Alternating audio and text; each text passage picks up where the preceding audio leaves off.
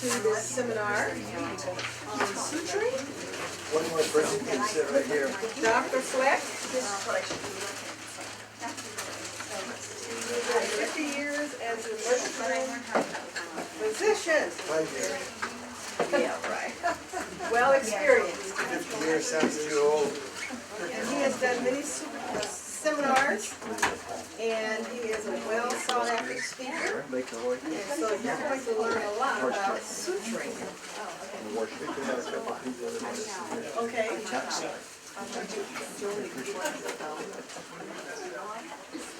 Might want to take off your coat so you don't swelter in there. Okay, a couple more seats. Oh, I see.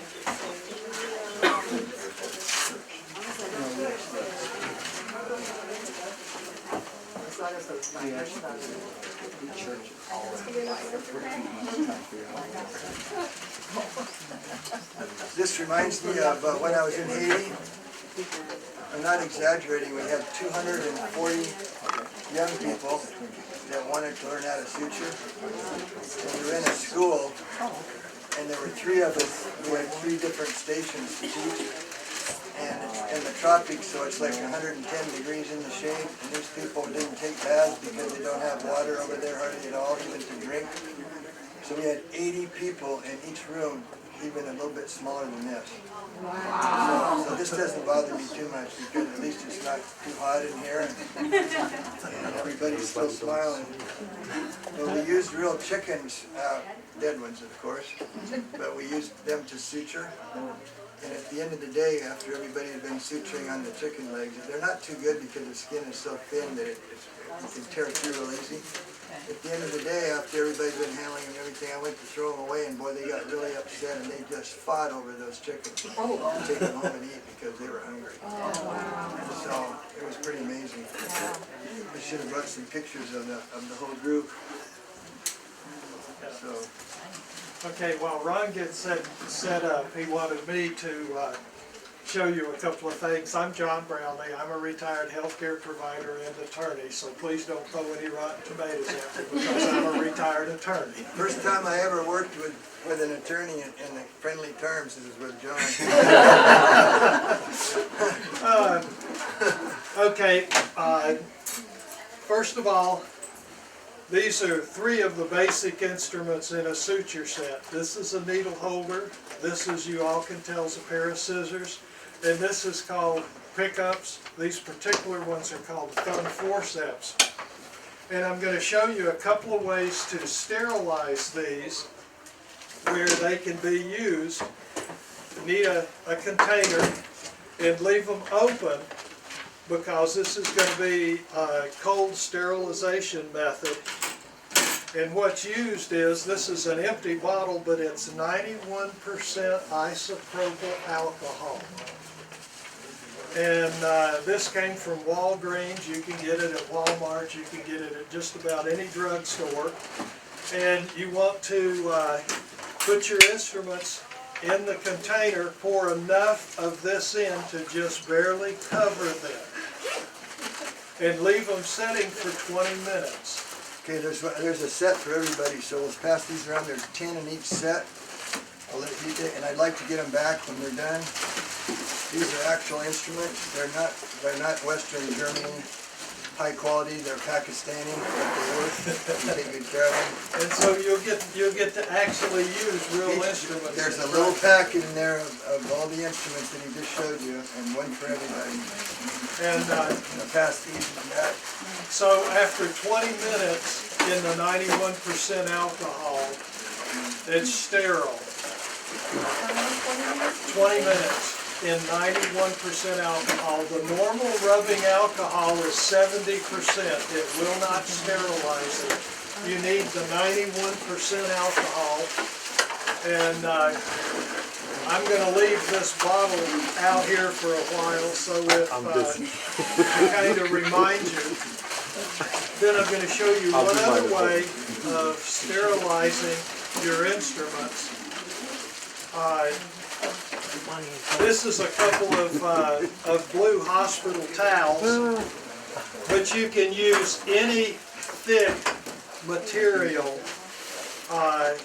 even taking an old bed sheet and cutting it into about 2-foot squares, and then the ladies who sew 2 of the bed sheets together, so it's 2 thicknesses, because bed sheets are pretty thin. And then you lay them out like on the counter in the kitchen, and you take your instruments, opened again, lay them in there, and then you take one corner and you fold it like this, and see how I'm folding a little bit back so it can be open this way. Then you take the next piece and fold it like that. The next one down, fold a tab this way, and you fold a tab. And then you take some tape. This happens to be blue painter's tape. Turn one side of it down so you've got a place to catch on, and then tape the whole thing shut like this. Put it in your electric oven. I don't think I'd put it in a gas oven.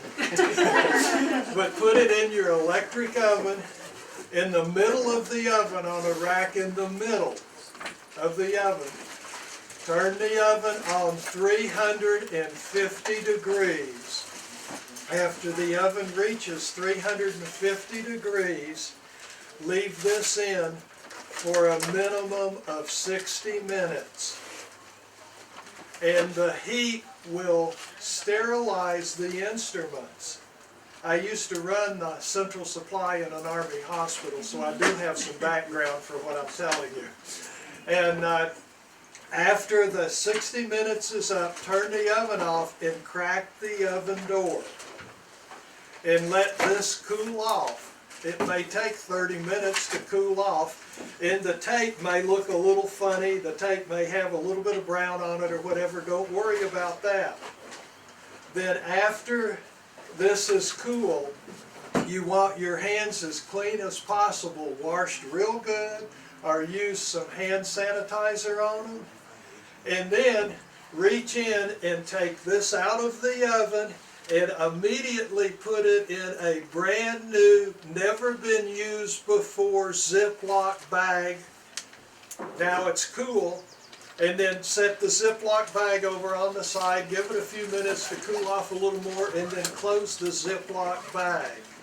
That protects this from dust and so forth. And done that way, it'll be good for 6 months. It'll be considered sterile for 6 months.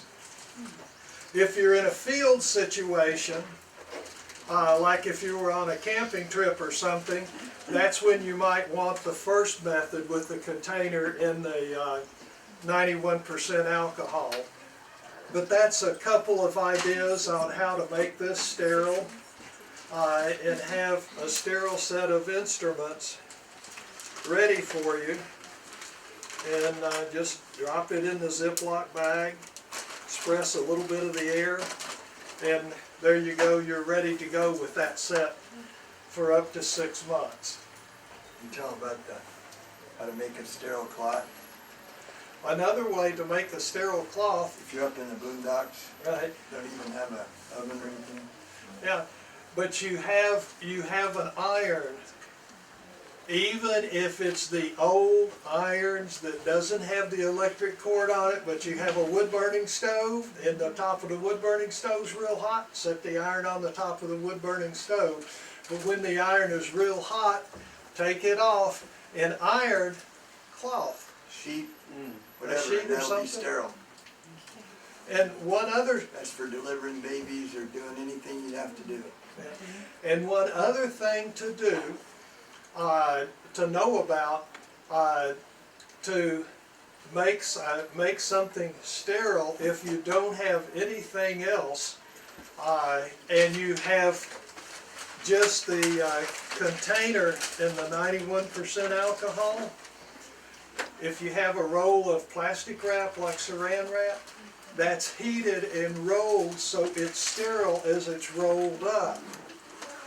So you can take the saran wrap or the plastic wrap, pull like 6 inches off, tear that off, and throw it away, then this is with real clean hands like I mentioned before, and then tear off a piece of it, lay it down real carefully, and then you can take the instruments out of here that were cold sterilized with the 91% alcohol and lay them on that piece of saran wrap or plastic wrap, and so they're still sterile. Just don't touch, just hold on to the outer edges of the saran wrap, and the inner part of it will be sterile. And Dr. Fleck will show you, I'm sure, how to drape around a wound, like with a blue towel or something. But if you don't have that, you can tear off pieces of the saran wrap and drape around the wound, not over it, but around it, so you have a little sterile feel around there. And while he's finishing getting set up, we're going to pass out suture boards. And it'll take a minute to pass these out. And if you'll hand them back over to the far corner first, there's plenty to go around, so don't worry. That's what you're going to learn to suture on. That's a whole lot better than if we had you cut the person next to you.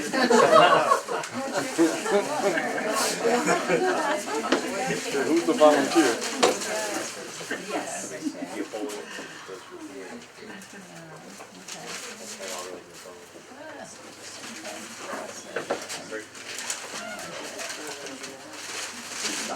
And don't worry about time. The next thing that comes up is 2 hours for lunch, and so if we run over in lunch a little bit, we'll still learn how to suture.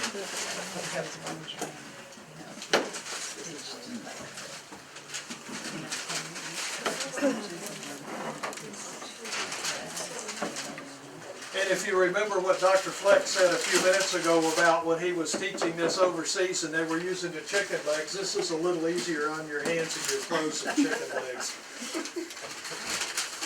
While you're talking about that, I'm going to show you something.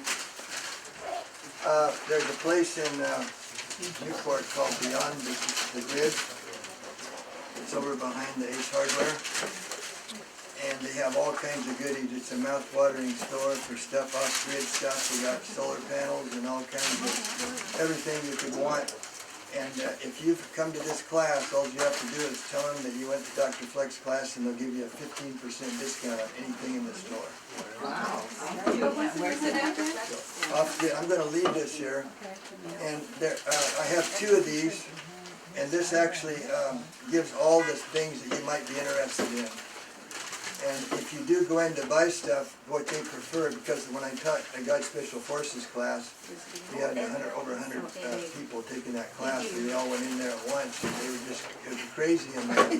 So they said, well, they gave me a whole bunch of these. I just brought 2 today. This is their entire inventory. And so what you can do is they would like to have you go ahead and copy off what you want. And then when you go in there, you just hand it to them. And they will go and get it for you, as opposed to everybody just grabbing stuff. Yeah. Question, is there a copier here where we can make copies of that? Probably. Is there a copy machine around here? The office may have. Yeah, how many people do we have in here? I think 23. No, there is a copy machine we had sent earlier. No copy machine? No copy machine. What's the name of the store? But all you have to do is Beyond the Grid Outfitters, and you can go on their website and you can click it off.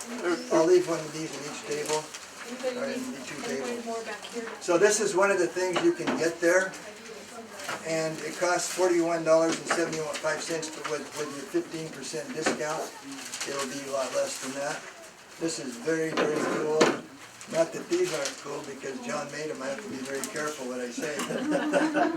but this is very cool because it's for teaching you how to suture and practicing.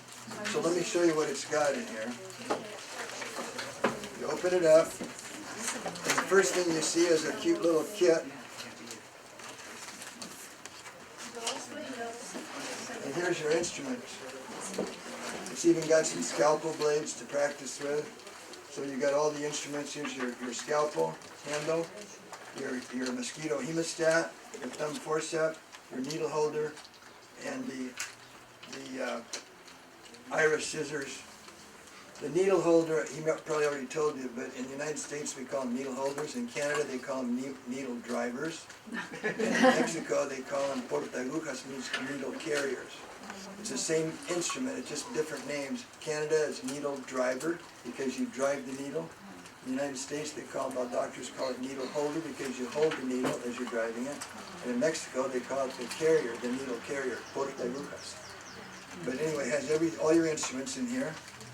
And then it gives you a whole bunch of several packets of suture material you can practice with. But the coolest thing of all is right here. It has a card of how to practice and how to do different kinds of suture.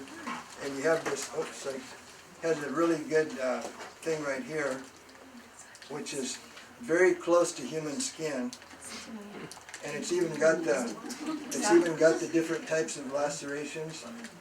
And we'll practice in our second half of our program today. You know, you always want to start in the angles, and we'll explain that later. If you have a cut across the vermilion border, which is this border right here between the lip and the skin, you don't want to sew that crooked because somebody's going to sue you because they have a funny looking lip. So the way you do that is you first just get the vermilion border exactly even and put a stitch there, and then you're okay. So that's why they have things like this to practice, see. So this is very cool. It'll stick, it won't slide. So I would recommend, if you're really serious about this, go ahead and get one of those and then just practice, because if you don't practice what we show you today, when somebody has a bad cut and you're supposed to sew it up, you're going to say, oh, what did I say now? How am I supposed to hold the instrument? You need to play with these instruments. They're not toys, but practice with them. Can you show them how to hold them already? I haven't. Let's do that now. Show them how to hold these instruments properly, because I'll show you how everybody wants to hold them. Everybody wants to hold them like this. You don't want to do that. Okay, that's Irish scissors. What you want to do is use your fourth finger, and this finger's up here go on this and stabilizes it. So the needle holder, you hold it like this. Okay. Now, when you once you put the needle on, you click it, the needle goes right in the middle of the curve. Remember, we'll talk about that later. But then take your hand out of that, and when you do the stitching, you don't want your hand in there, because otherwise you have to do this. If you just have it on there, you can do this, and you can do it nice and smooth. You got freedom. And so some people, they try to do this, and it just doesn't work. So put the needle on that way, take it off that way. But when you actually go to suture, click the needle, and then just have your hand like this, and you can, because you want to go straight in, across, and straight up, and that's hard to do if you have your finger caught in there. Okay, Okay, so anyway, you can. Sorry, keep picking it up for me. Okay, how many of you are familiar with Priest River Old Town area? Just about everybody here? You know where the Ace Hardware is before the bridge on the river? Yeah. This store that he's talking about, the off-grid store, you turn between O'Reilly Auto Parts and Ace Hardware, and you go behind Ace Hardware, and that's where the store is. And just tell them that you took this class from Dr. Fleck, and they will give you a 15% discount on that. Is it Newport or Priest River? Newport. You said Priest Well, River. no, I wondered if you're familiar with Old Town Priest River. Oh, This is in Old Town, just before you go across the bridge on the river to go up the hill to the stoplight. It's the border of Idaho and Washington. And before you go across the bridge on the right is Ace Hardware. Oh, yeah, I know what you're talking about. Yeah, and so if you turn just before you get to Ace Hardware, between it and O'Reilly Auto Parts, go behind Ace Hardware is where the store is. I would recommend all of you to get one of these. They're not very expensive at all. You put all your sharps in there. The one thing you don't want to do is leave needles. Once they've been opened up, you don't want to leave them laying around for kids to play with or other people to use them for drugs or something. So just these, I don't know what they cost, maybe $5 or $10, but it's worth having in your emergency kit, okay? And before the day is over, I'm going to show you a sterile kit that you can buy online, or you can probably buy it through them. And this has everything you need in it for the real thing. You're not playing it. You got a cut, okay? now you're gonna open this up and you have everything you need except the xylocaine and everything's right there in the suture. So, did everybody get everything? Everybody has one of these? Okay. So let's set this over there so they can actually look at it later if they want to, but please don't run off with it. This one. Oh, another thing, you want to get some of this. This is sterile saline, and you can wash it. You can irrigate the wound. So, shall we go ahead and talk about preparation of Yeah, suture? why don't you? Yeah. So, anybody can learn how to suture. Just about. I've taught kids that are 8, 9 years old. I've taught people in their 70s and 80s how to do it. Down in Bolivia one time, there was a little man. We were up in the jungle, foothills of the Andes, and where they have all the cocaine farms, you know. You see these people coming by with just snuffing and chewing on the cocaine, coca leaves. But anyway, we were up there training, and there was one little man. He was probably about 75, and he rode about 10 kilometers down a rocky trail every day in the morning, and after dark he rode it back up with a flashlight, and there's poisonous snakes and there were jaguars and everything, and he wanted to come to the class, and that's what he did. And he was real small, little man, kind of withered up, and I'll tell you, he did the most fabulous suture of anybody I ever had down there. He just did like better than some doctors. It was amazing. So anyone can learn how to suture, but the problem is you don't want to. You want to make sure and prepare before you actually start. That's the easy part. So let me just explain. The first thing you want to do is assess the wound. Okay. The first question you want to ask yourself is this something I can do? Is this something Dr. Fleck and John Brownlee told me what to do? Or is this something that needs to go to a surgeon, to a hand surgeon, or to a neurosurgeon, or some? Is this a serious thing? If you open up you hold the edges of the wound, you open it up, and you see a shiny membrane down there that's torn. That's a tendon that's torn. Uh-oh. You know, if you're on the back of the hand, the tendons here are extensor tendons. So for this finger to move, this tendon has to go like this. And if that tendon is cut, they can't move the finger up. On this side, you have the flexor tendon. So in the hand, be careful. Make sure that they have good function. If they can open and close normally their hand and open like this, then you're okay.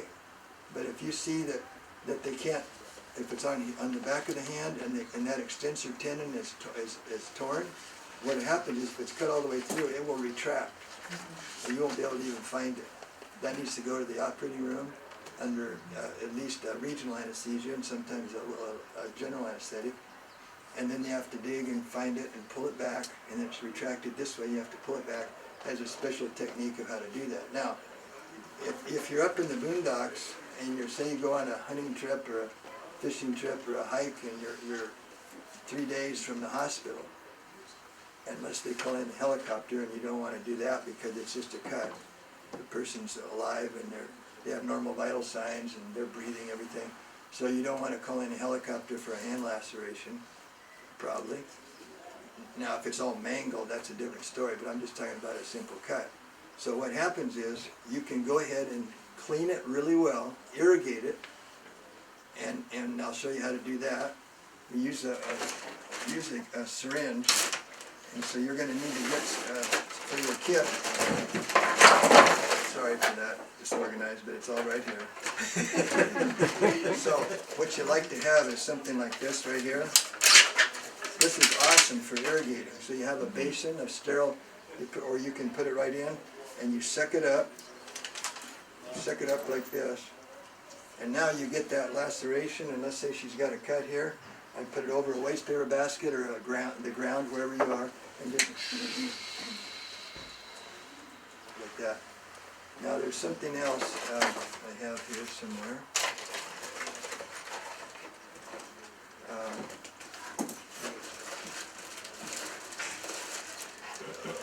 There's a little shield, I don't know where it is, but it's a little shield that goes on here.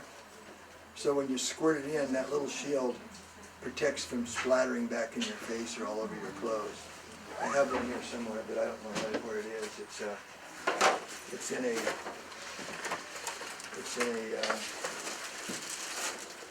Oh, you found it. Where was it? Wow, what a man. He helped me load everything and unload it. So, yeah, so see, isn't this cool? Okay, now I can irrigate it and it's not spraying in my face. Because if you're using some betadine, which is this right here, it's got iodine in it, it's brown and it stains your clothes and everything. You don't want that splattering. And you don't want blood splattering everywhere either. Which brings up another point. Does everyone here know about universal precautions? Anyone not know what that is? Universal precautions is the caution that we have to take with any body fluids. Feces, urine, blood, vomit, anything like that. Any fluids are from the body because they can carry diseases and germs. So if you see blood on the floor or blood anywhere, you have to be careful. Don't handle it with your bare hands. And you want a mask, you want to have gloves, and you clean it up. Peroxide is the best thing to take away blood stains. It will usually take everything, blood stains right away, but on the floor, you just wipe it up real good with your gloves, put it in usually a red bag or some kind of a garbage bag, and label it that it's unclean, and then so be really careful. And so don't get stuff splattered in your eye. If somebody has HIV infection and you get their blood splattered in your eye, there's very extremely low chance, but you possibly could get AIDS from that one drop of blood in your eye. It's very rare, but you want to be careful. So have goggles or at least glasses, and when you're cleaning up and irrigating stuff so it doesn't splatter. Yeah, question. You want to quickly show how to take gloves off? Yeah, we're going to do that in just a second. Thanks for reminding me. I got them right here. So if you don't have one of these real big syringes, the next size is this one. This is a 60 milliliter. This is 50. This is pretty good. Now, if you don't have anything else except for this one, you can squirt the water through a needle. But don't scare them because you're not going to stick the needle on them. You're just going to spray it. So say, I'm not going to stick this big needle on you, but I'm just going to spray. And so they're not going to jerk. But anyway, but it's better if you always have one of these in your kit. And that's another thing. When I taught God Special Forces, we did research, and we have a backpack. It's a tactical backpack like the Special Forces use in the military. And he did a lot of research down there at the Beyond the Grid, and we got like 100 kits. Somebody gave me $6,000 for the class, just donated it, so we were able to get, everybody had a great backpack. And it expands and everything. They have 35 liters, and they have 45 liters, big ones. You can put a lot of stuff in there. So if you really want to be cool and be ready for the times ahead, then it's a good idea to get one of those backpacks, and they can tell you which ones we got down there, and they can even order one at 15% off, so for you. So anyway, so make sure the number one thing is you've assessed the wound. You know that it's maybe you open, it's on the leg, say right here. The guy was using one of those little chainsaws, handheld chainsaws with a battery, Milwaukee. Those are awesome. For $300, you can cut down big trees with a little chainsaw like that. I've already been doing it when I have to. If you're out in the woods, it's handy to have. But let's say it jerks and it gets you in the leg right here. Okay, and say you have a cut like about this long. What do you think might be in that cut? Sawdust? Oil, Dirt, grease. Clothing. Oil? Who said clothing? Well, you're not. You're in the class. Okay.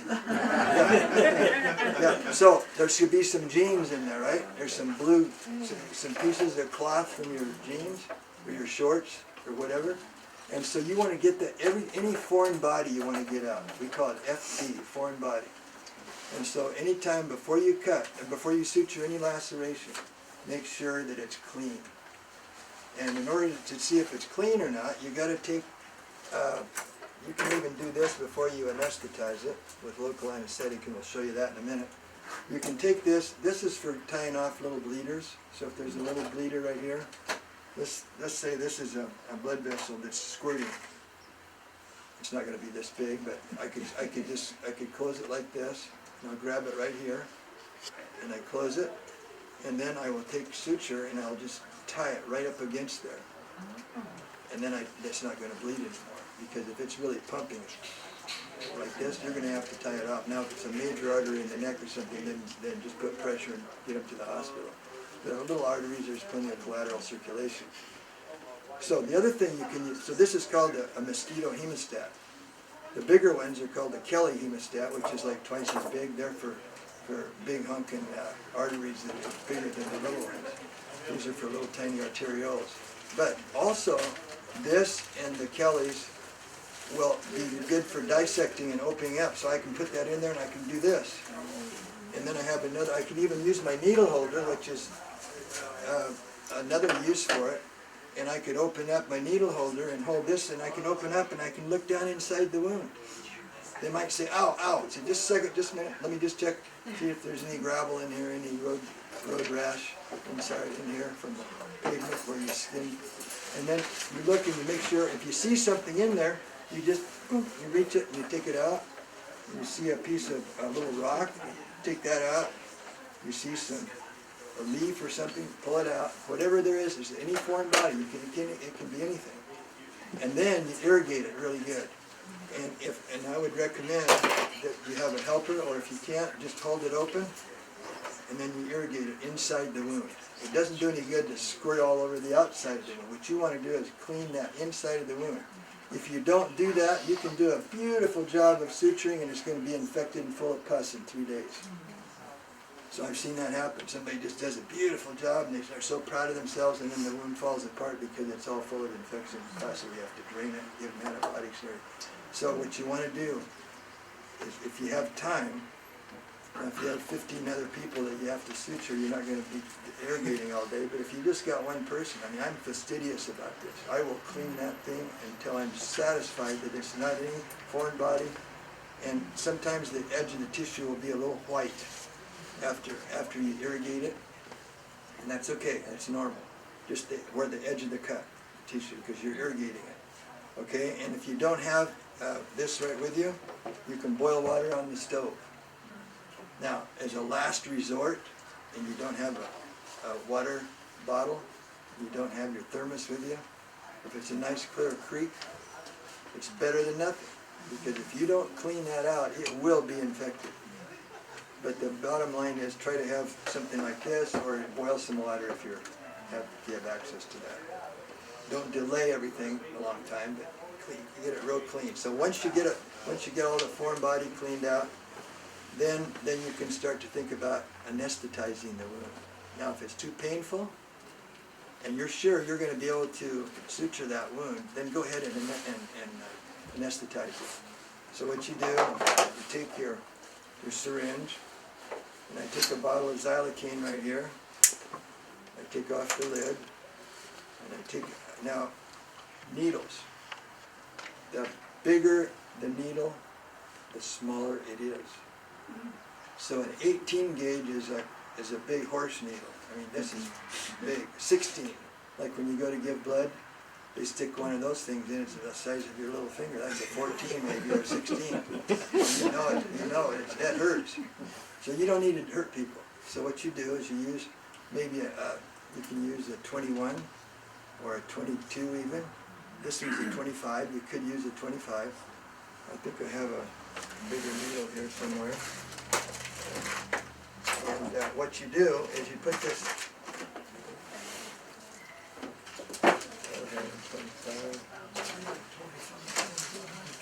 Okay, so I just take this needle, and this is already sterile, so I don't need to wipe it with alcohol gauze. It's already sterile if I don't touch it.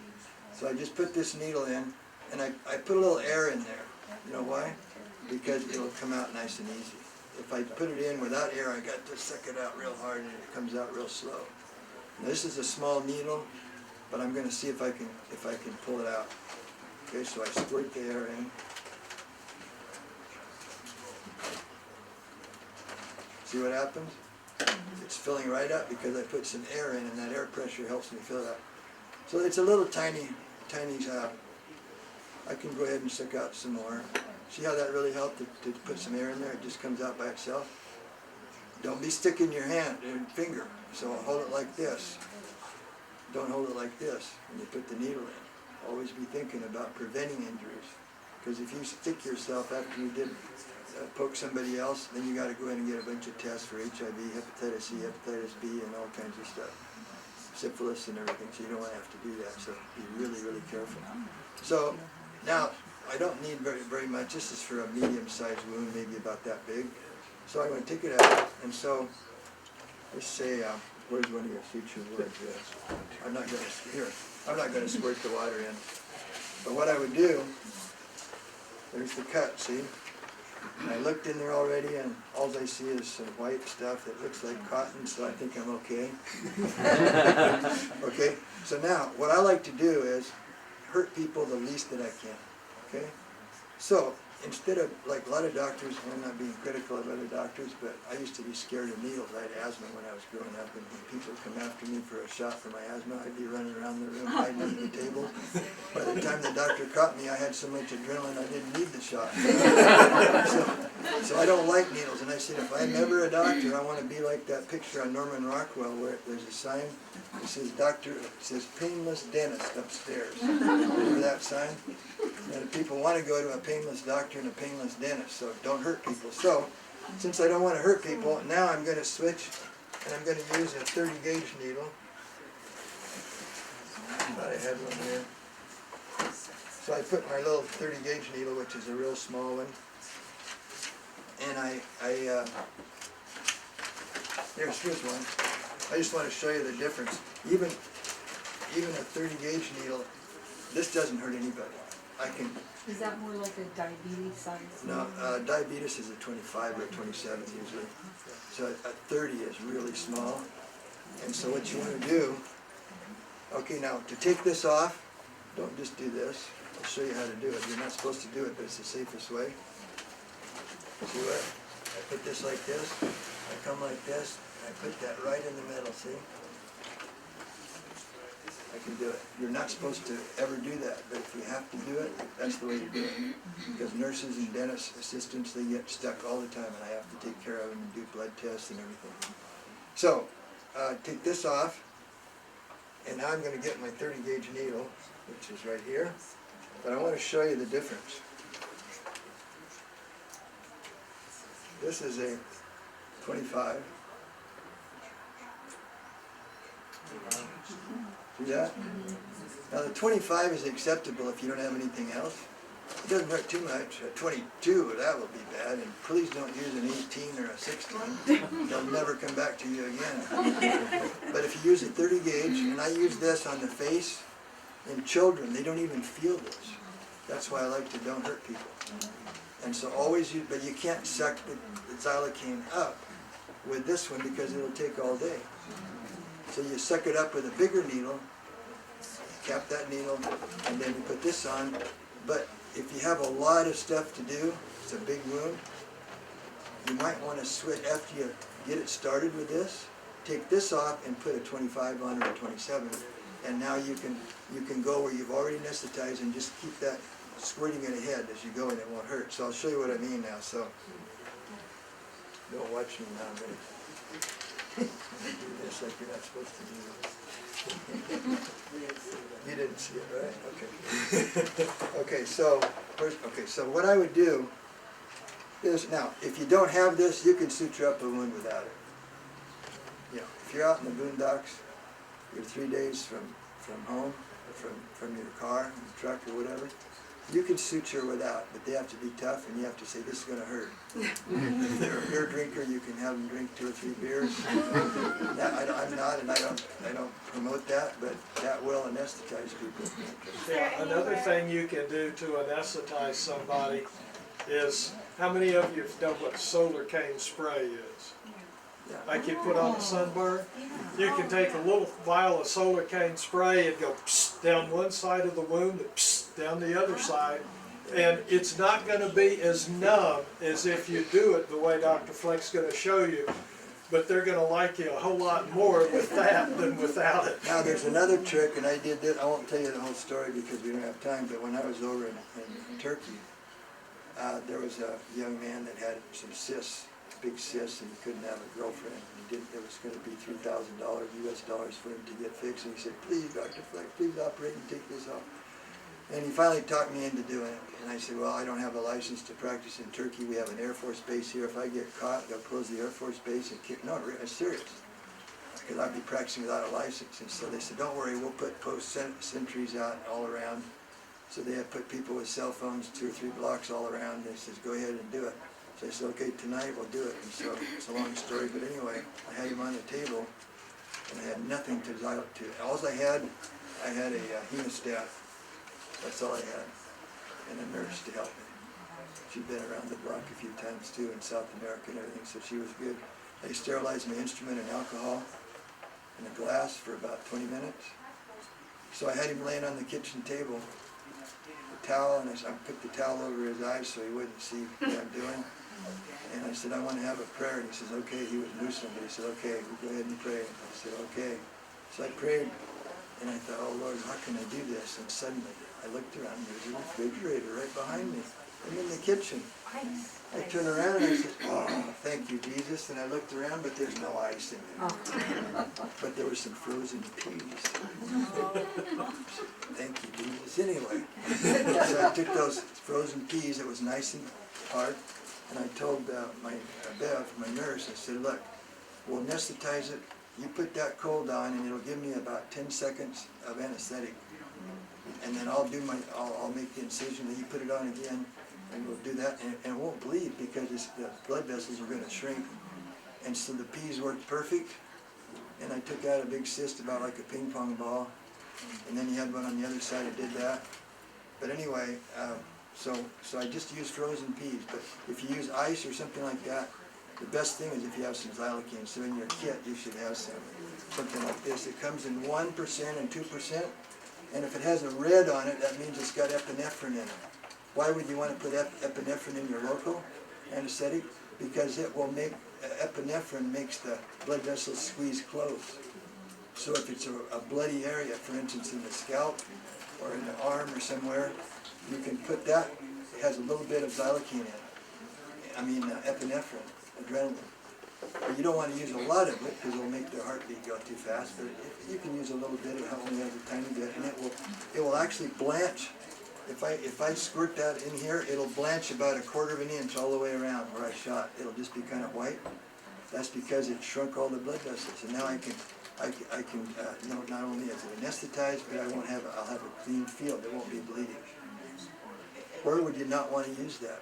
Never use it on the ears because there's cartilage there. Don't use it around the nose. Don't use it on the fingers or the toes. Okay?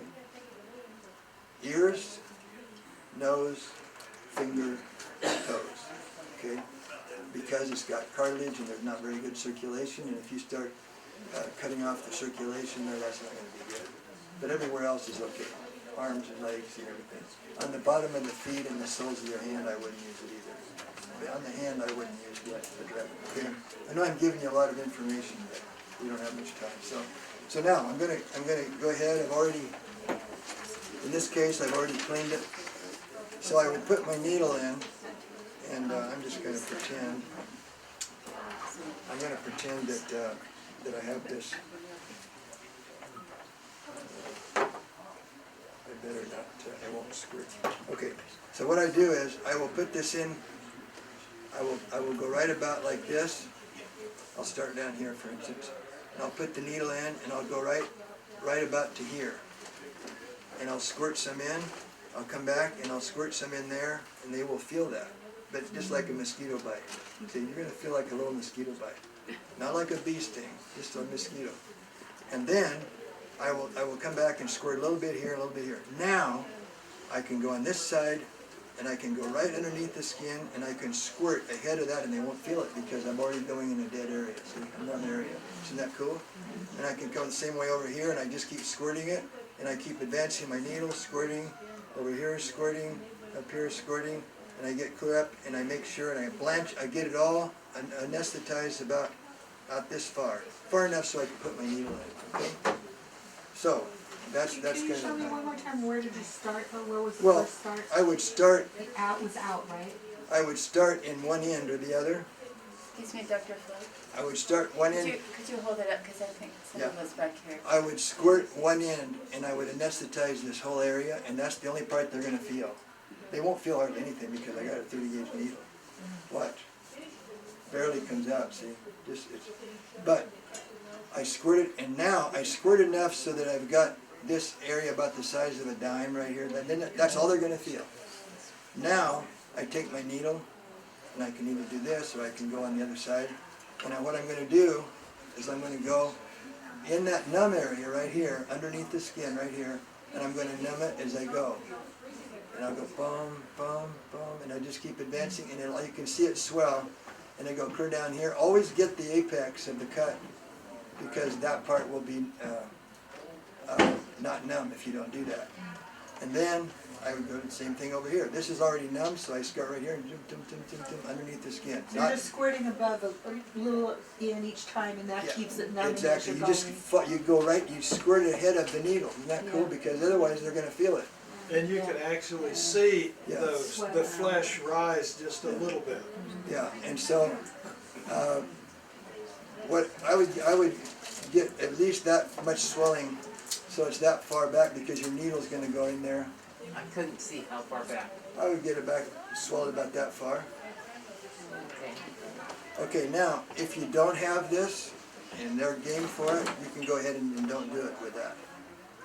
Okay, one other thing. So now I'm ready to do the suturing, but we'll do that in a minute.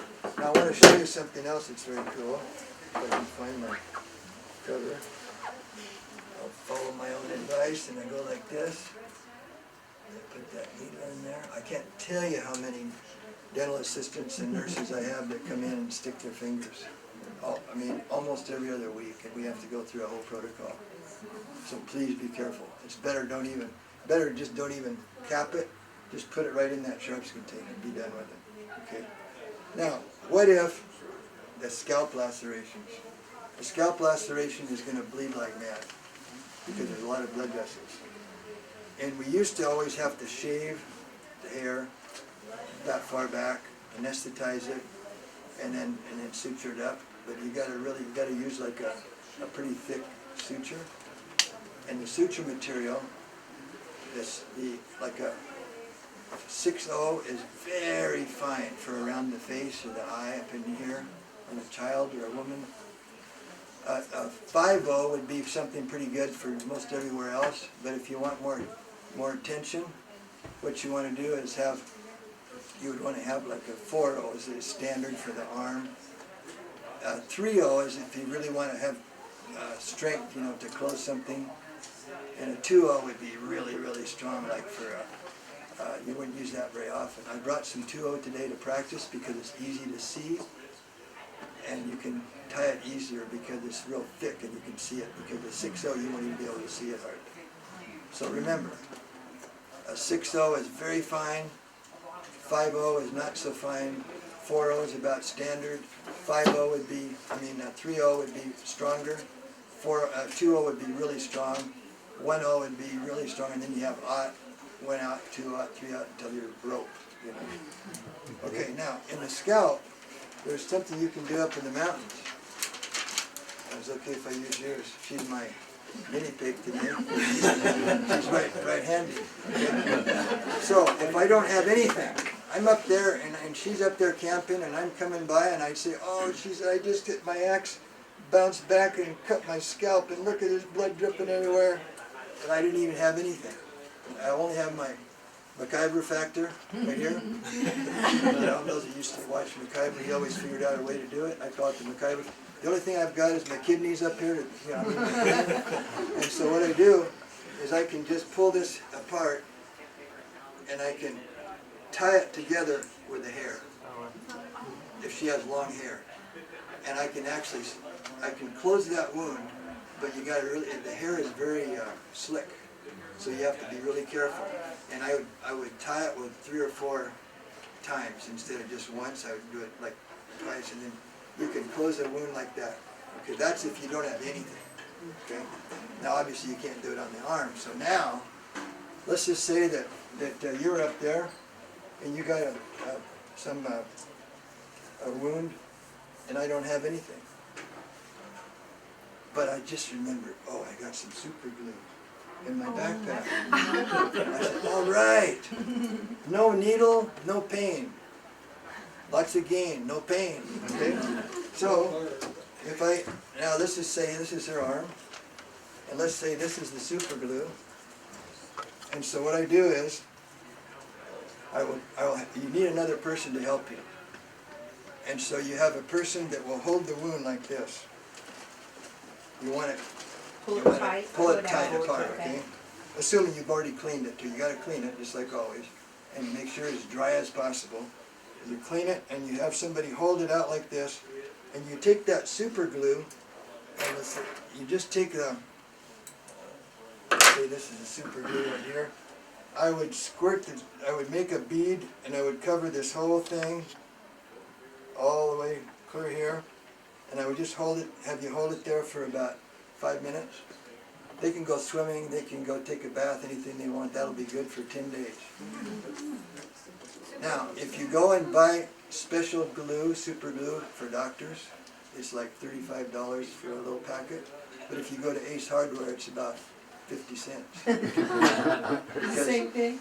Exact same thing, only medical grade means that it's for doctors, but it's the same thing. And there's no bug in this world that can live in that stuff. Which brings up another question. Isn't it toxic? Can that toxic get in there and cause me cancer? No. We're not putting it inside the wound. If a drop gets in there, so what, you know? But that really works good. But if you don't have another person to help, Well, then you can do this. is there a You trick? can Just one You have, handed. you have to do it, but it's better, even the person themselves, with their other hand, you know, you can figure out a way to do it. So, now, there's one other way you can close the wound. You see, I'm trying to, just like when you're rescuing a drowning person, people think you gotta dive in and go out, and you could drown yourself, trying to save them. So you, as a lifeguard, for many years, when I was in college and everything, we're taught never to make a swimming rescue if we don't have to. I'd rather throw them a rope, I'd rather throw them an inner tube, I'd rather throw them a piece of wood, and I'll go out and I'll hold the other piece of wood and I'll bring them in. I know what to do, but I don't want them to get a deadlock on me and we both drown. If we have to, I'll dive in about 6 feet in front of them. They won't know where I went. I come underneath them, I grab their feet, turn them around, I come up and I got them, and they don't even know what happened. I've already got them locked.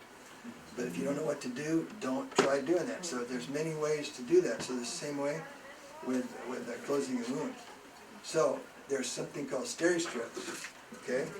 Now steri strips, you can buy these without it. You don't have to be a doctor. You can buy them. I think they even have them at the off-grid store. And they have some that are real thin and some that are wider. So for a little laceration, I prefer to have the thinner ones. But if you got a big laceration, a superficial laceration, it's not bleeding much, then you can go ahead and get it and use the wider ones. And they're not that expensive. But I would, so I'll open this up and I'll show you how this works. There's a kind of a trick to it, just like everything else. There's little tricks. If you know this, you're good. But if you don't know it, it's going to fall apart. If you don't use what I'm going to show you right now, it won't stick. The skin is oily. The skin is wet. Probably has some blood. So what you do, you open up one of these little guys. This is tincture of benzoin. And it has a really cool odor. I particularly like it. And the sports people use it, the physical therapists. Like a football player injures his ankle and they'll strap his ankle on the sidelines if it's not serious and try to get him back in the game. But before they tape it with adhesive, white Johnson & Johnson adhesive tape, they put this stuff on. And so what happens is, I'll show you how this works. It's very cool. You should have some of this in your backpack. This is cotton here, or some absorbable. This is, I break it. Okay, now watch what happens. See now? I squeeze it and now it's ready. Now I can take that and I can put that on the wound. I won't do it, but I would. Here. Okay. So let's say his vein is the cut. So I would go like this. What's that called? Tincture of Tincture of benzoin. benzoin. B-E-N-Z-O-I-N. They have it at the off-grid store. They use it for taping and athletics. Okay, I do this, I put a little over here. Okay, now, what I'm going to do, I could sit, there's two choices for this to dry. I can sit around and play music or go fishing or something and come back in 10 minutes, 15 minutes. But the best thing to do I'll just do something like this. And it's gonna be dry in about 30 seconds. Okay. See, so you can take your choice. If you wanna play around or you wanna get the job done, just do this. You always find something. The gloves or anything, okay? Now, what I would do, and I'm not gonna put these on, but see how long they are? I don't need them that long. So what I would do, I will probably just cut it. I don't need to usually they're way longer than you need. So let's say I'll cut it about like this right here. Okay? And what I'm going to do now is I'm going to take a piece and I will put it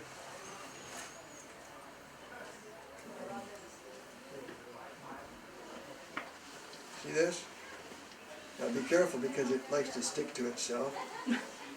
By the way, that's quarter inch. The thin ones are 1/8 inch. Yeah. The smaller And ones. you can even get them wider.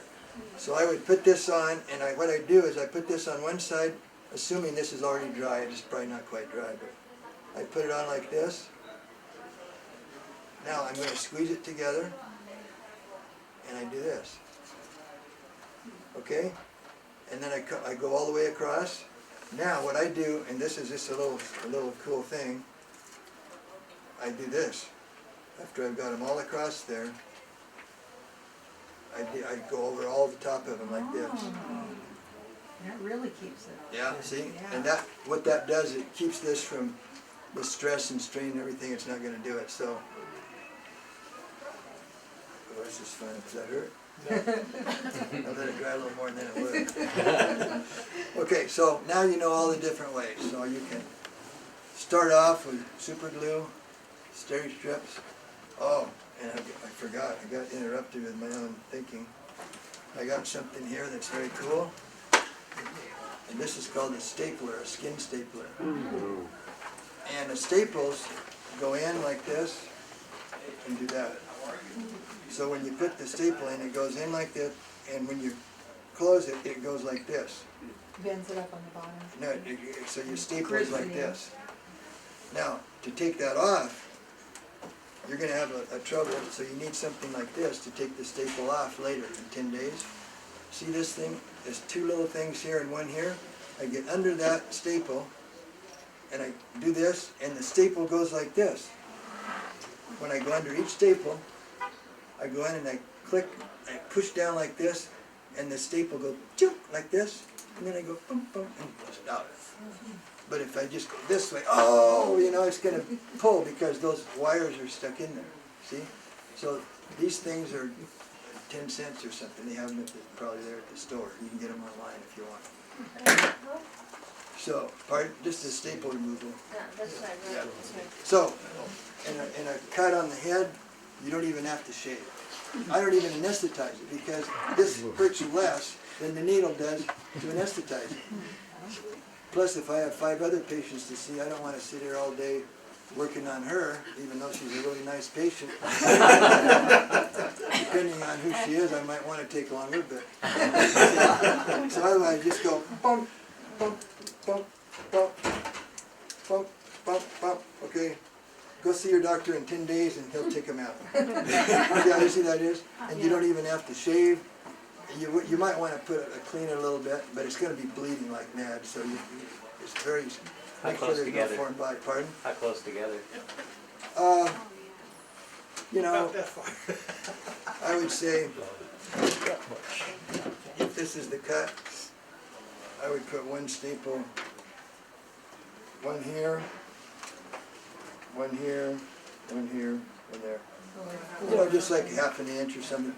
If you want to be really pretty, you can put them real close together, but you're just wasting it, you know. But you got to throw this away anyway. Once you use it on her, even if I only use 3 of them, I have to throw it away because it's no longer sterile. And this, You can't re-sterilize them, huh? you don't want to because this thing probably costs $10 or $12, and you have different sizes. You can get the little tiny ones. You can get all different kinds of staples. So it's nice to have them in your bag, in your kit. Have one that's a real small one. It just maybe has 3 or 4 really small ones. Or you get one that's bigger, It has 6 or 8, or you can get some Hompers, you know, if you really. I can just tell you one quick story. A guy came in the emergency room up in Canada, was in the internship, and his wife got really ticked off at him, and she got mad, and she did what most wives should. I shouldn't even tell this because some of you might want to do this on your husband, but she did a number on him. She took her high-heeled shoe, which is a spiked high heel, and she went bump, bump, bump, bump, bump, bump, bump, bump, bump, bump, bump, bump, like that. About 30 cuts like this on the whole side of his head. And he had alcohol. He had alcohol in his breath, so I assumed that he came home drunk. He was so drunk he didn't know. Well, no, he knew. He knew something bad happened. He wasn't quite sure what it was, but it was dripping blood, so he knew that something happened. She made sure of that. And so anyway, so a lesson I learned on this, and there's always a lesson with every story, right? So I went ahead and I shaved it, you know, and I just did a real nice, anesthetized it and everything. I used about one of these twice with the xylocaine. I kept, man, I said, I'm going to run out of xylocaine here, and I kept anesthetizing. I did the whole side. He was laying there like that. And I got all done. I said, man, I sure did a nice job on that. Hope she doesn't ever do that again. And then I remembered something. One of my doctor instructors, he said, always check everything, not just the head, but check the rest of his body. So I thought, maybe I should turn him over, and lo and behold, there's 30 on the other side too. She nailed him on both sides. So she must have, it probably took her, I figured, at least a minute to do that many, because she was going pump, pump, pump, pump, pump, pump, pump, pump, pump, pump, pump, pump, pump, pump, about 30 seconds, and then on the other side, pump, pump, pump, pump, and he was, you know. And so anyway, I turned him over, and I said, man. Then I thought, you know, he's drunk. I wonder if I could just go ahead and do it. He never felt anything. I sewed up his whole head 10 times faster than the other side. Didn't even need any anesthetic because he was intoxicated. Which brings up one principle I'll just throw out right now. Anytime a person is drunk or intoxicated, they could have a serious head injury, a serious abdominal injury, and not even feel any pain. And I've seen some trauma surgeons make some serious mistakes because they saw they weren't complaining of pain, and they almost lost the patient because they didn't check. You have to go ahead and examine the patient, do a CT scan for bleeding or whatever. So you always have to, if somebody's intoxicated or if somebody's a diabetic, they don't have very good feeling in a lot of their nerves, be very careful, okay? Any questions so far, and then we'll, are we coming for time? Okay. Did you want a covered glove removal?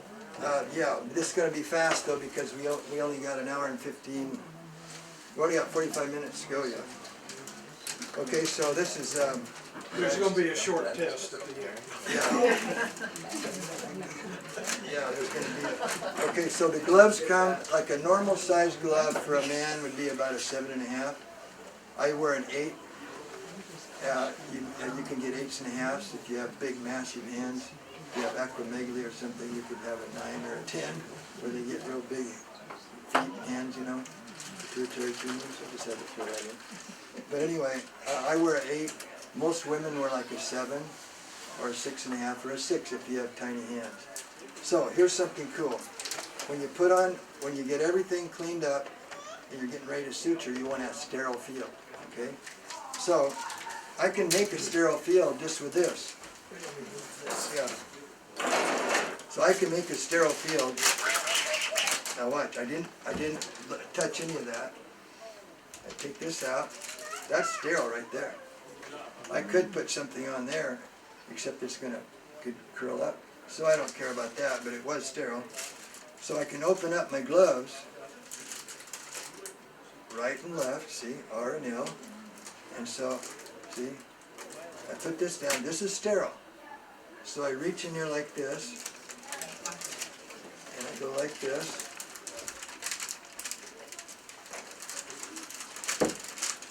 And I go over like this. Now I'm going to get me a sterile field.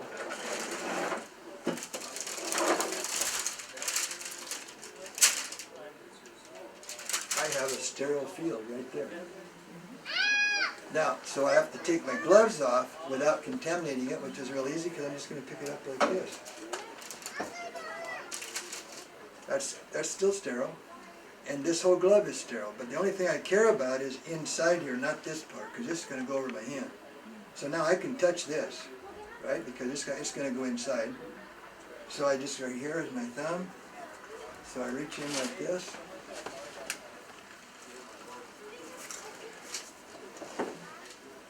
Now that's all sterile. See how I did that? Now this one over here, I can touch it anywhere because this is sterile and that's still sterile. So what I do is this technology, I can hold, this is still sterile now. I reach underneath right here, and then I put my hand in like this.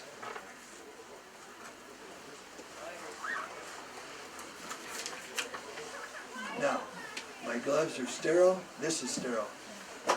And you can practice at home. The gloves are kind of expensive, so that's just the way to put on gloves. To take them off at the end when they're all bloody and dirty or whatever, what I do is I do this.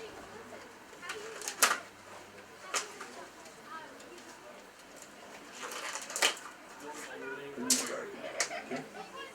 Not the regular garbage, put them in a...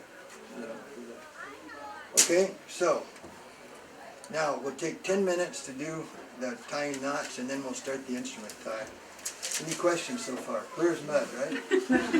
Okay, so if you, out in the field, you don't have any gloves, Then wash your hands just wash really it good. for a little bit. And usually you'll have some hand sanitizer maybe. If you did, then A that little would, bottle of hand sanitizer. Yeah. Did you see that at the beginning of the pandemic? It shows this guy driving up in a sports car and there's a guy standing on the side of the street. And he looks real shady character. He's got dark glasses and a hoodie and everything. This guy drives up. He says, "Are you the?" "Yeah, okay." So he reaches in. He pulls out his money. He goes over and the guy pulls out some hand sanitizer. And they make an exchange and then he leaves. Instead of drugs, he's pushing hand sanitizer. Okay, so everybody have one of these? No. Well, you will. Don't laugh because this is the quickest way to learn how to suture. If you learn how to tie a good square knot. I thought you were tourniquets. You run, okay? Good.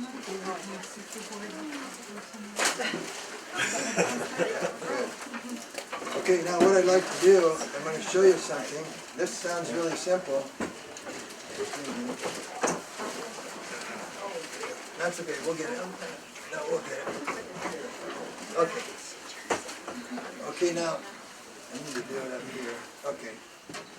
So, what you want to do is tie a square knot. All your surgical knots should be square knots. A square knot versus a granny knot. A granny knot will slip. A square knot will not slip. Okay? So, I'm going to do it this way. And now I have to do this way, the opposite direction. And that gives you a square knot. See what that looks like? See that square? You tie it one way the first time and then the other way the second time, that gives you a square knot. That's a granny right there. See, look at the difference between a granny and a square knot.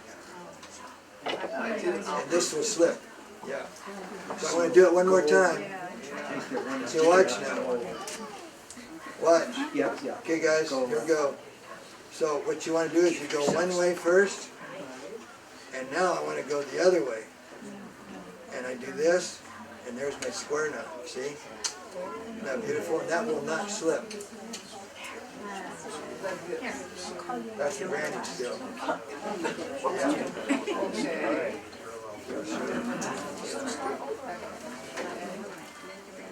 Yeah.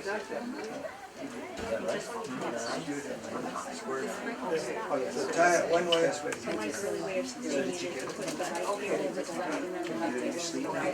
Yeah, okay, Angelica, say that. Okay, listen guys. So, how you do it is right side over left, and then the left over the right, and then right over left, left over right. That way you keep getting a square knot every time. Every time. You just alternate which side's on top. Yeah, And then you can't mess up.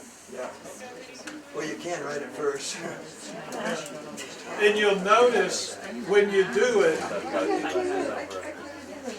the sides that come back on each other. See, this is from this side, and when it comes back, see your right side's back on your right, and your left side's back on your left. Okay, now that's something you can practice at home. You can take those home, and please, if I'll let you take it home if you'll promise you'll practice for 10 minutes a day for 3 days. And then you'll never forget. Okay, now I want to show you a video about how to do the instrument tie. Okay? So let's watch. This is for doctors, but you guys are doctors in the making, right? So this is the Duke Medical School, and they're showing the surgeons how to do it. So if they're showing the surgeons how to do it, they're showing the right way to do it. So I'm going to see if I can get this to work.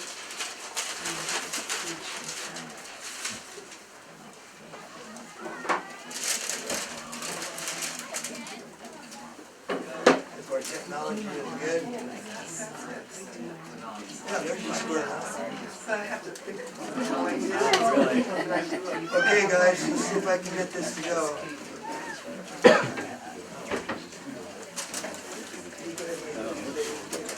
I might have to, if somebody can move this there, I might have to move this stuff. That's my off-grid cabin. I can stay with that for a minute.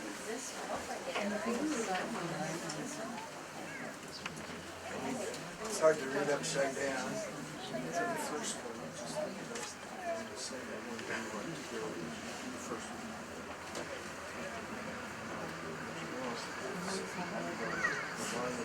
Yeah, this is midsummer in the inland northwest, by the way.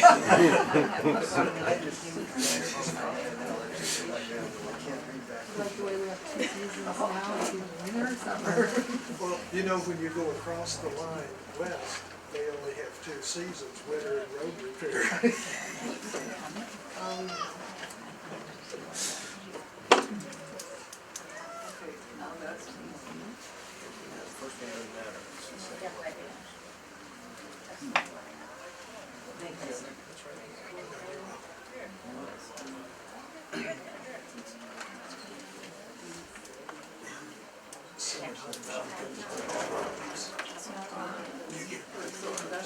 Is that good enough?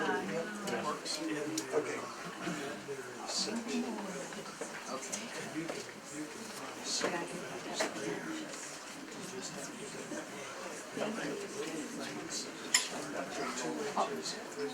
Okay, guys, watch this now. Can we turn off the lights, please?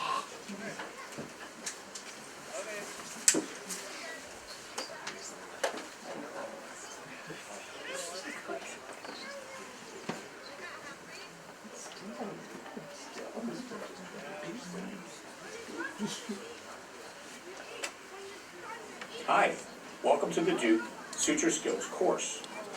My name is Michael Zen, and I'm the director of the Human Tissue Lab here at Duke. This course will teach you the basics in suture technique. We'll review simple suture, mattress suture, running suture, and some of the variations. I'm just going to do the Proper 1 and 2. I won't do all the, just the It's main our one. goal that by teaching you proper technique, you'll be the best surgical resident or surgeon that you can be. Before we get started, I'd like to thank the G&E office at Duke for their generous grant that made this video possible.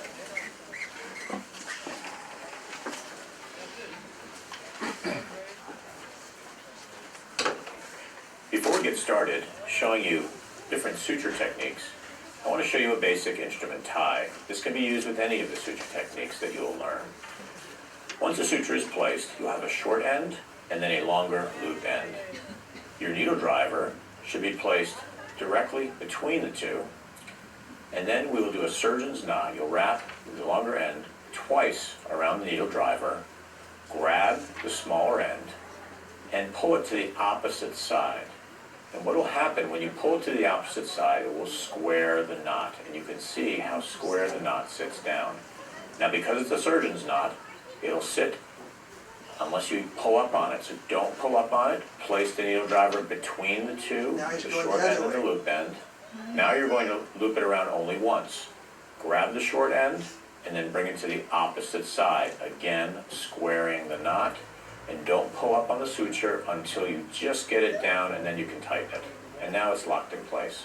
I recommend at least 3 throws, instrument between, bring the small to the I other side, recommend 4 and throws done. on nylon. Some suture material you may need 4 throws, something maybe like an absorbable suture. But this is a very basic technique. It allows you to suture in a small place, so if multiple people are working, we'll do one more for you right here. You can careful you suture, don't notice pull it I all like the to way keep the through. short end very short. Your instrument doesn't move around very much then. Keep the needle driver between the two, grab the small end, pull it to the opposite side, squaring your knot, lock it down with that surgeon's knot. Don't pull up on it now until you now You grab can the go to end and pull Duke it through Suture for the class second time, on Google, and now it pull locks this down. up and watch it at home. Needle driver between the two, Duke, wrap D-U-K-E once, Suture pull class. to the opposite side, and keep that knot nice and square. Square knots will See how not nice that untie. looks? Also, will You know why it's be not cosmetically bleeding? more appealing. Is it a dead person? He forgot to thank the cadaver when he was thanking those. It's The not a first dead suture we're person, going to it teach was you a dead is the simple person. interrupted suture. This is the most common suture that you'll be using in wound So closure. you grab the needle in Just the a middle. quick tip on handling the needle. You'll notice your needle has a flat portion in the middle. This is where you grab the needle with your needle driver. You don't want to grab it at the end where the suture comes in or the swedge, because it's round and you'll be unstable. Never grab the needle at the tip because you'll dull it. A simple bite, we'll want to enter the skin at 90 degrees, and we'll go back a few millimeters from the skin edge and take a nice bite perpendicular to the skin, and then on the opposite side, the same, and exaggerate at 90 degrees. If you take it at 90 degrees, the skin edges will then evert and come together nicely. You Here do we'll two set up ties, a two times around the instrument first tie. time. And you can see here again, we do 3 throws for nylon, and we'll go ahead and I clip do 4 this. ties. This is approximation without tension. You want to go back a couple millimeters for each bite. If you go back too far, it'll tend to invert the skin, and we want to avoid that. So here again, exaggerate the 90 degrees on each side. Make sure that we are back the same distance on each side. An instrument tie, we do a surgeon's knot for the first. We cross the suture over, lay it down nice and flat. Don't pull up on it until we get the second suture down and tighten it and lock it in. So this is the simple suture. See how easy it It's is? something that you'll need to practice a lot to master.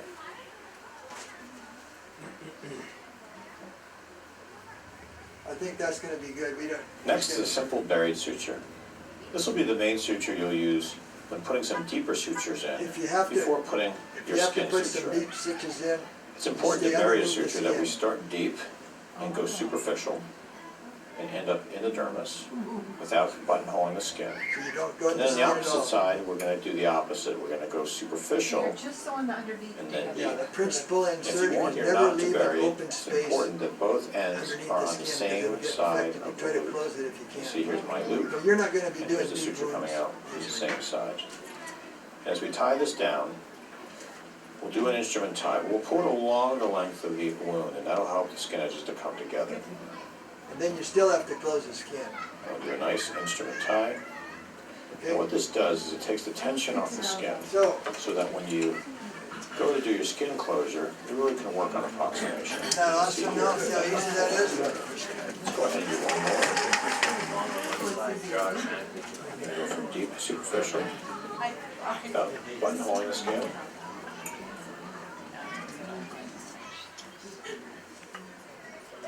I have a Okay. question. Question? Is the suture long and the needle long? It stays on and you just cut it off and then keep going? Yeah, there's 3 basic types of sutures that you can get. The first one is, there's no needle on it, and you have to put your own needle. We don't use that very often. Sometimes in surgery, the orthopedic surgeons, they have a big, long, different needle or something, and so they put their own needle on. But mostly, the needle is swedged onto the suture. Almost all of them, the ones we're gonna show you today. The second type of suture is, they'll give you a big long one, and the needle on each end, you cut it in the middle, and you got 2. The other one is, the most common, which we'll have today, is mostly it's just one, where the needle swedged on. So always grab your needle holder. The needle holder, look at the difference between the needle holder and the hemostat. Grab your needle holder and the hemostat, and look, just hold them up. What do you notice? Well, but some of these are straight too. But this is thicker, and it's not, it has a real fine serration so you can grab the needle. That's your needle holder, needle driver. This doesn't have that, so I've had to use this as a needle holder sometimes, but it's hard because it's not as stout as this, it's not as wide, and the needle tends to go back. If you don't have anything else, and you do have a hemostat, you could use it, but it's better to use it, okay? So, let's go ahead and we'll give you the suture.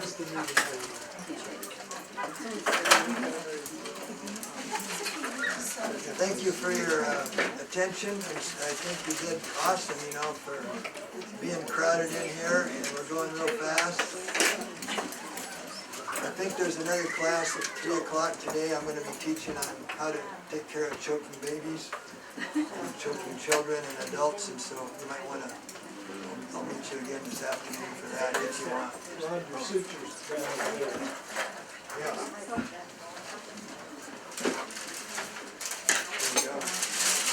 Where is it that we get the stuff to tell you where do we buy that? You can buy that probably at the off-grid store. I think they have it. Yeah, you can get it. That store is someplace you're going to like to go. Can you order online? You can order, not if you're not enough.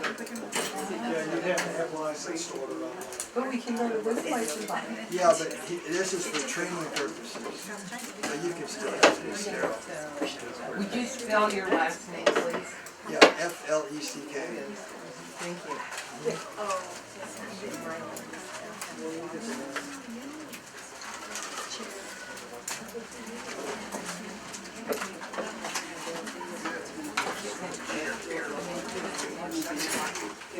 Here. Take one and pass it around to others at the table.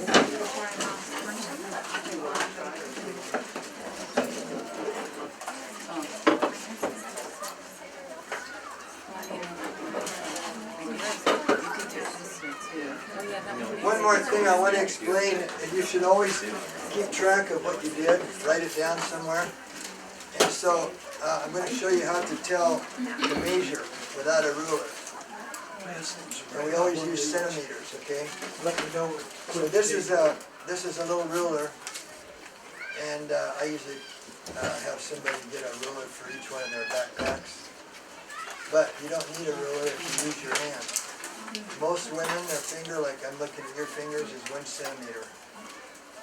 Each finger is 1 centimeter, so that would be 8 centimeters, right? 4 centimeters. Yours might be almost 5. If you have a big hand, each one would be 2. 2, 4, 6, 8. It would be 8 centimeters long. So if the wound is that long, it's about 8 centimeters. So let's just see it, huh? Exactly. 8 centimeters is my hand right there. So your finger is going to be between one. If you have big fingers, it's going to be 2 centimeters. If you have small fingers, it'll be 1 centimeter. And that gives you a rough estimate. So you can say, there's a laceration. It's 7 centimeters on the right forearm. Okay, and then you can describe it accurately for someone else to know what happened. Does everybody have a packet of sutures? Did you get in the 2?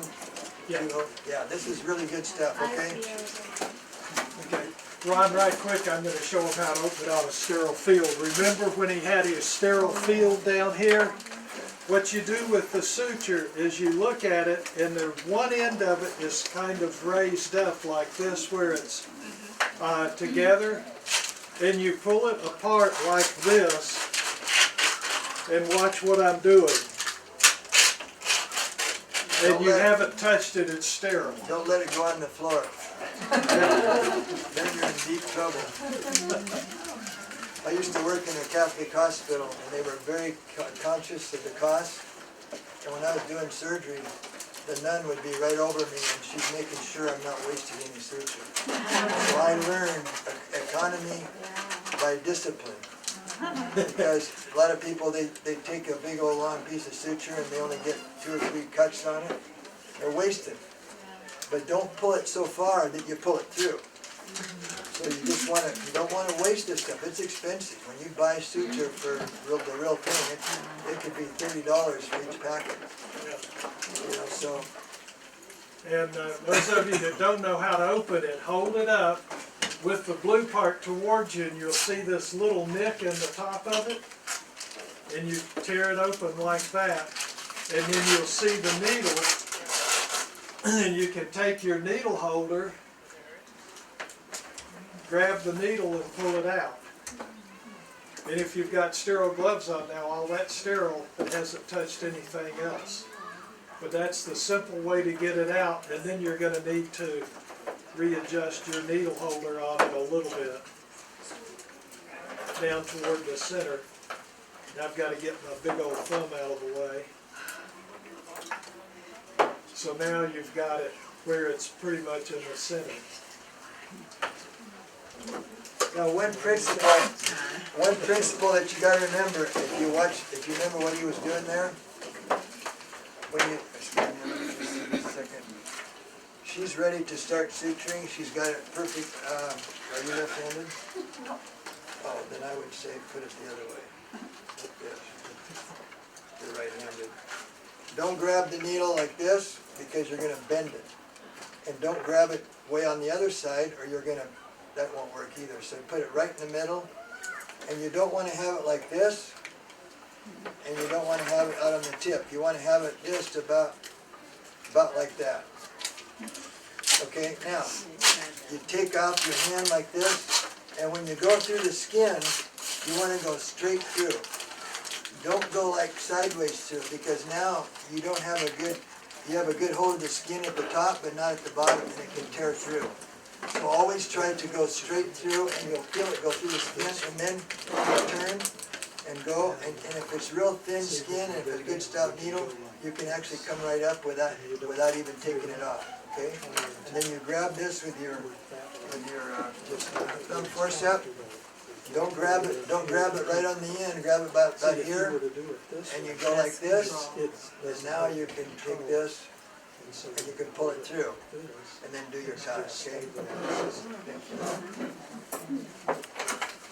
The main thing is, a lot of people make the mistake of just going like this, because since the needle's curved, they'll just go like this. You want to get it good straight through the skin, and then you'll feel it give, because underneath the epidermis is real soft, and it will easy come up on the other side straight. So I have a question.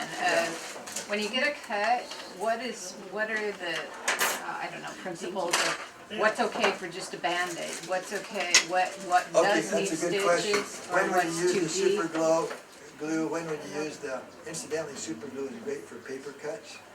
Painful for secretaries and people who work in the office. It works really good.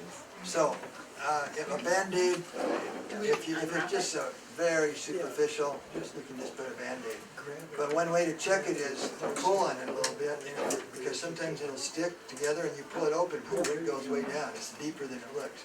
Just put a little bit of tension, and if it's just superficial, you don't see any fat underneath there, that white yellowish material, then you can just put a Band-Aid.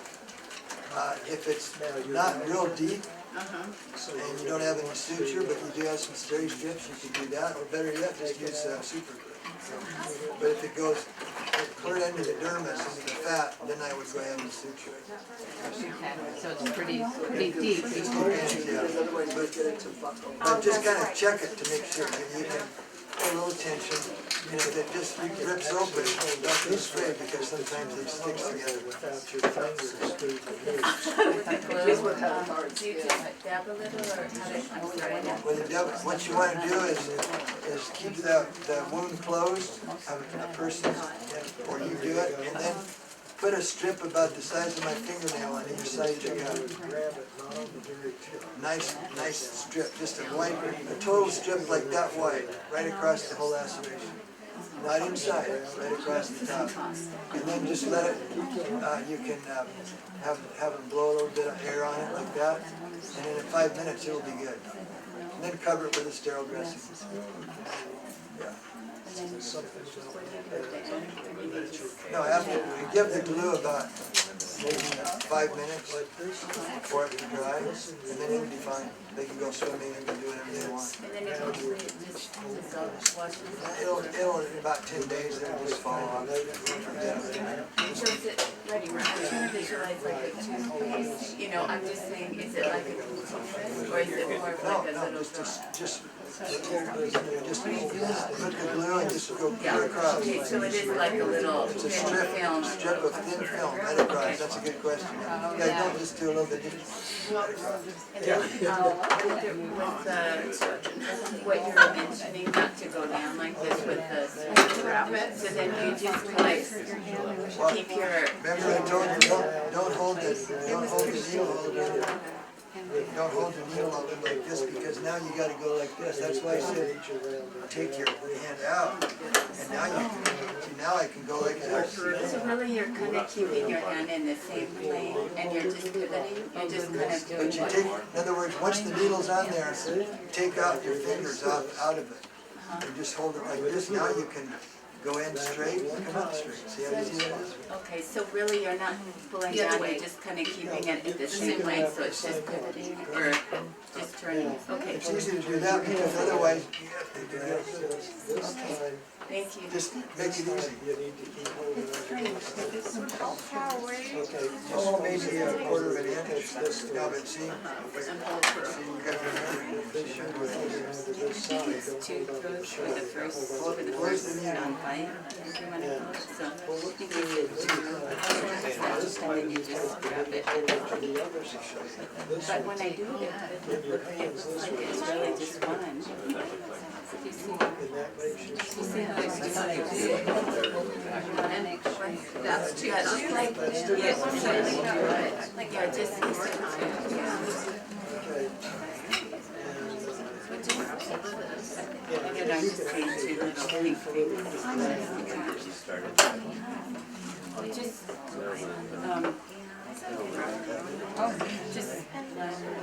two, and then grab, 1, 2, and then grab.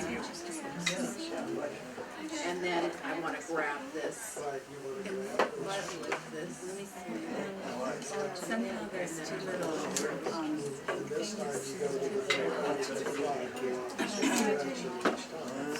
two. it looks like you've got two. The other way.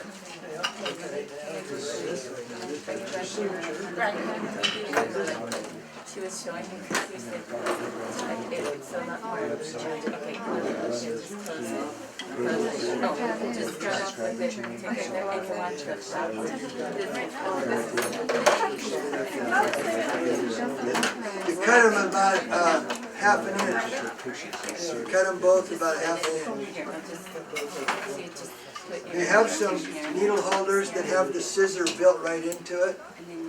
So if this is the needle holder here, they have the scissors right down here. I don't like those because people tend to accidentally cut the suture. So after you get proficient, what you're going to do, what I always do, I keep the scissors right here like this, and then I do this. I got my scissors here ready to go. Take this out, click, grab it. Because otherwise you're reaching for them. Where are they? You know. Don't do it right at first, but you'll get proficient at it if you Go practice. slow and easy. It's better You to need to keep them on your little finger if you want. stitches done. And then if you need to, you can cut it. So it's not like sewing where you continue on, you have to do that each time.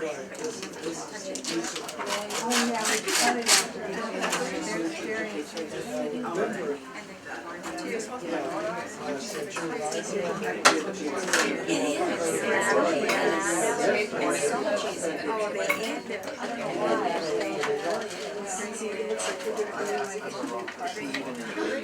what I would do,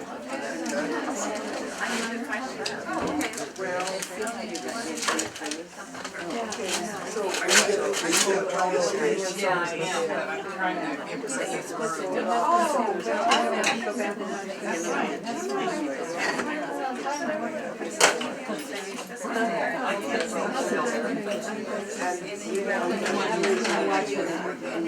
This is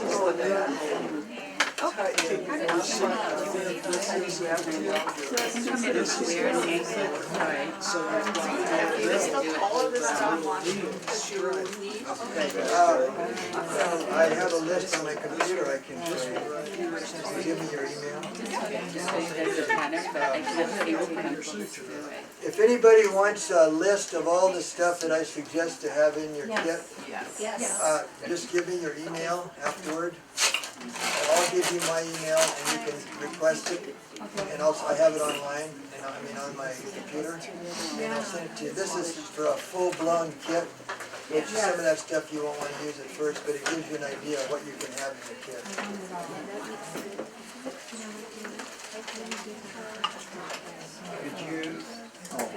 Are you gonna give us the email address? Yeah, I can give it to you right now. It's Fleck Logan, F-L-E-C-K, Fleck Logan, L-O-G-A-N, @hotmail.com. Fleck Logan @hotmail.com. Just put on there, please send me, you can put down suture class under the message, and then just say, please send me the list of stuff for a backpack. And I'll make sure it doesn't go in my junk file. Okay, there you go.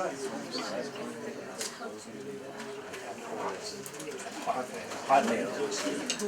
if you're right-handed, then that's ready to go. You start your first stitch.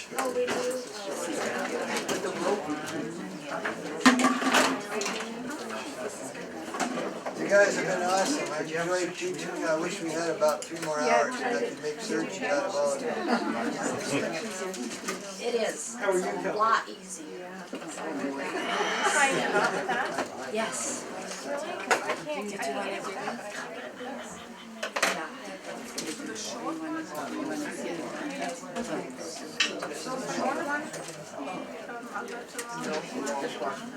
Okay, now take your needle out of the needle. Yes, take it out.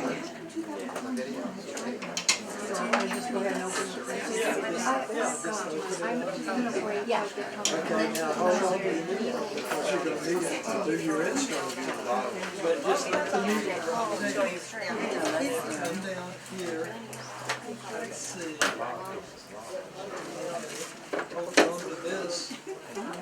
That, take your needle holder. Hey, John, could you come back here and give us Fleck training? Logan and Hotmail. Is there a way you can get back here and show us what to do? Does anybody bring a pogo stick I could borrow? Oh, here. I can get out behind you, you don't have to move. Just crawl into the table, man. I'm afraid I'm not as agile as I was when I was young enough to If do you believe that. 80 people in a room like this, Yeah, I don't think that's gonna work. When did you do that? 80. Between 240 people.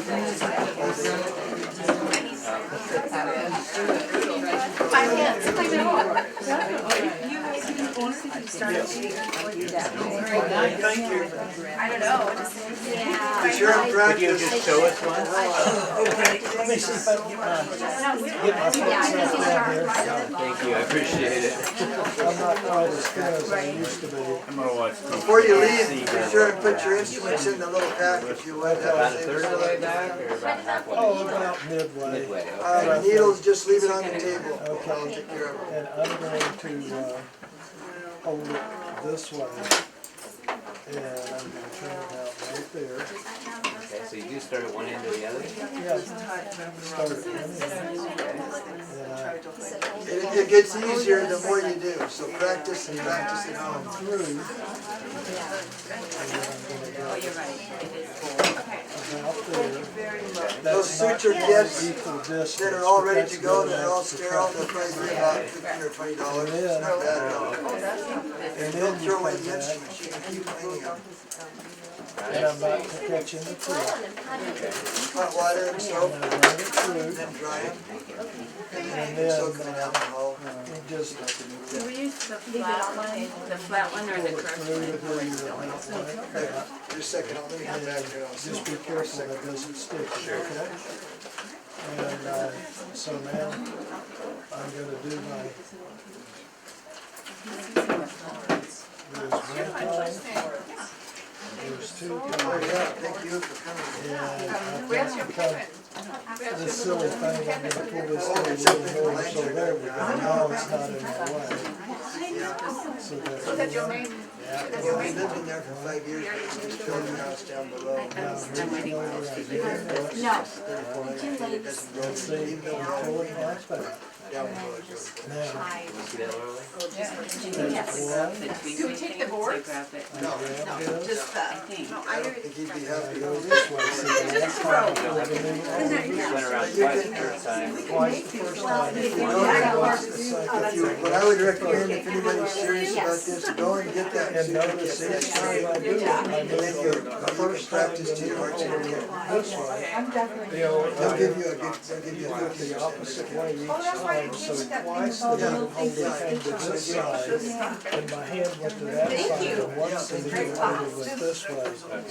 My hand, and then This is the kit. take the scissors and cut it about there, cut both of them together about there, and then move down and make your next stitch about that right there.